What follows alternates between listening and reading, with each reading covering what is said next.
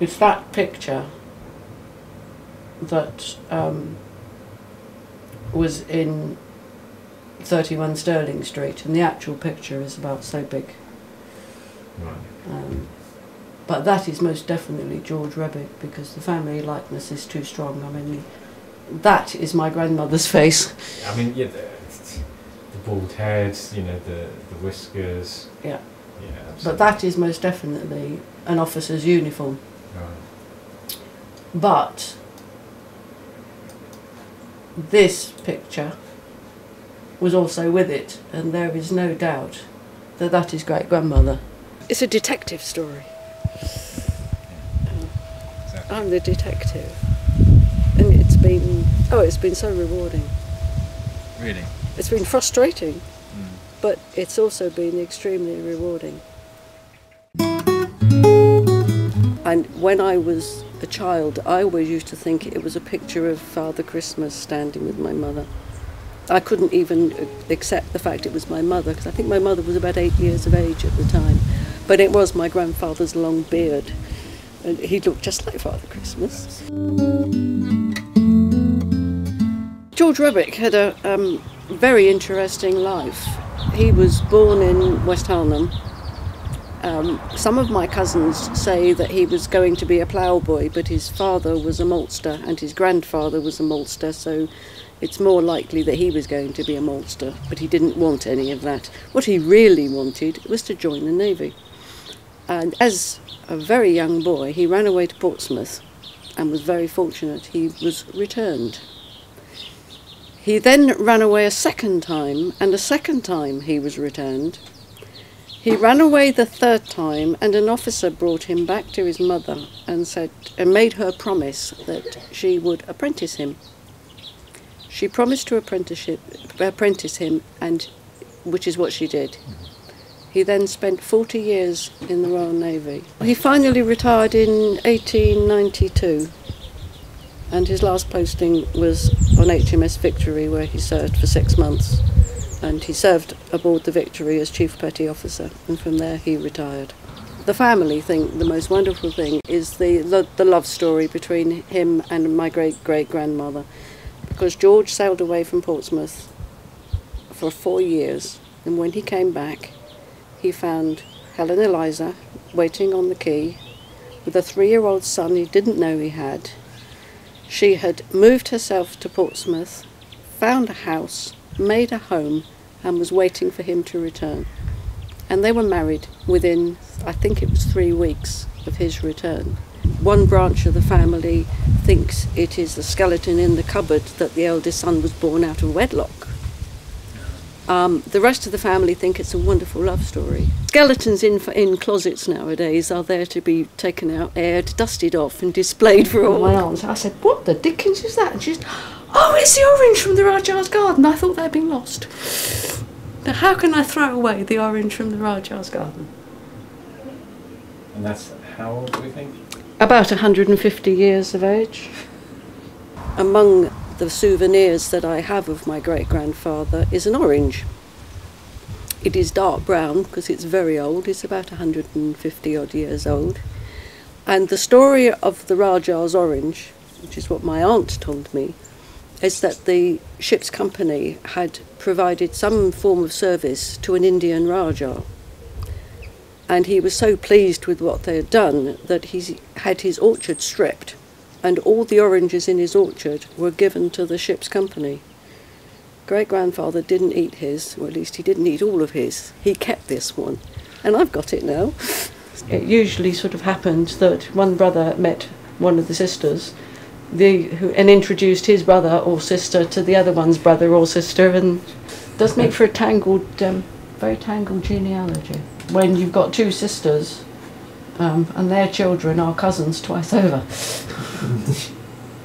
It started when my mother died, and although I'd seen all the various paperwork and bits and pieces she had, I'd never really taken a great deal of notice of them. I was new to the internet, but I went onto the web and I thought I'd look for, I decided not to look for Maria, I decided to look for George Rebick. And I knew it was George Rebick, and he was born in 1847. I knew it was at West Harlem, so I poked it all into one search line and hit gold dust. I found my grandfather. And then I followed the link, and it took me to a family tree. And there, lo and behold, was Maria, his grandmother. But there was also a link to the supplier of the information, which was a lady in California. So I sent her an email. Now, Judy Rebick Wotton is a genealogist. She has devoted 30 odd years of her life to researching one family, which is Rebick, because she is a Rebick, and we are actually something like sixth cousins once removed. And she was over the moon when she found out who I was and what my relationship to her was. She sent me all her genealogical records on email using all modern technology. She's very computer literate. Everything was kept on a computer, so I got a little file down with some 1,600 plus entries in it, taking the family right the way back to the 1500s, which is as far back as she managed to get. But when she heard who I was descended from, she was over the moon, because she had been fascinated by my great-grandfather. She had done research into his naval records. She'd got all his naval records, hard copy, which must have cost her a small fortune. And she said, but you've got all these stories that you've heard from your mother, who had them firsthand. You must write them down. And I thought, yes, okay, I'll write them down. So I wrote them down into a Word document. And then it became fairly obvious that this Word document started to grow and grow. And Judy said to me, why don't you start a website? And how do I start a website? So I thought, well, I'll start by creating it. And I did have a web creation program.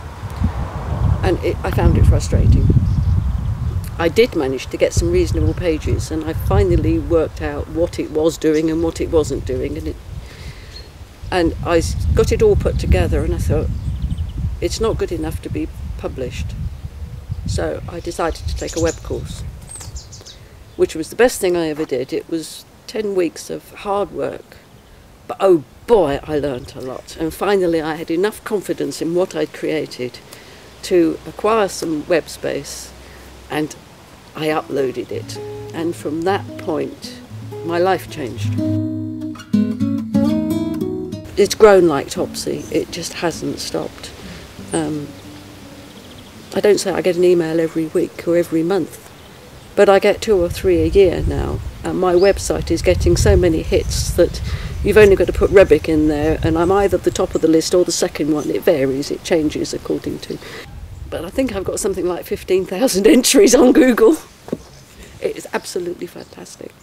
And the website grew. I mean, it started off with 5 pages, and then people started sending me photographs, and they started sending me their stories. I had cousins who I found in Australia who related to George Rebick through his sister. The world is smaller, the family is larger. I've got so many friends, and I have found that people all over the world are only too pleased to help. Anything related to genealogy or family history. If you've got a question, somebody will try to answer it. If they've got information, they will share it with you. And it may have cost them money to acquire that information, but they give it away free. And that's what the whole point is. But the one thing is I've realised just how big the family is, and how small the world is. The world has certainly shrunk. The other thing is that where before my great-grandfather, my great-grandmother, my great-uncles were just names, your own grandparents, you know, you meet, you touch them. And in many respects, having started by just collating the stories and then adding little bits and comparing two stories like for like, they have become real people. With all the warts and wrinkles as well. I mean, they're not just sitting there on a pedestal. They're real, and I feel that I knew them. and hopefully other people will also get to know them.